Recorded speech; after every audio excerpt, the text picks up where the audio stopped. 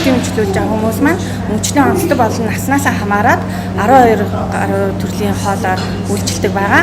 Давсны оронд 6-8 төрлийн нарийн ногоо болон бусад амтлагчаар нэг ёсноо бид нар байгалийн гаралтай хүнсээр амталж хоолоо илүү амттай болгодог байгаа. Жишээлбэл одоо байгалийн амтлагч гэвэл яншуу ээж болох нь, бууцаа ээж болно, лимон, зүгийн бал, за тэгээд чинжүү ээж болон шар улуу гэдэг өөр өөрийн гэсэн чихэрлэгтэй давслаг ийм амттай ийм ногоонууд байгаа.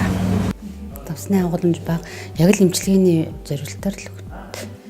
Би бол тэгэл сахархаа чиглэлээр л тэр эмчилгээгээ чиглэл эмчилгээ сайн, хоол сайн бусад эмнэлгүүдээс гаднаас ирж хоол авах шаардлагагүй.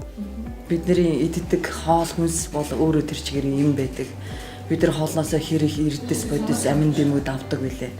Хан улд өөр маань яг энэ бүх одоо зүйлсүүдийг орлуулж чадсан байна гэж маш олон төрлийн гашуун, нашуун тийм амтлагчуудыг ерөөсөө хэрэгэлдэг байгаа нь харагдаж байна.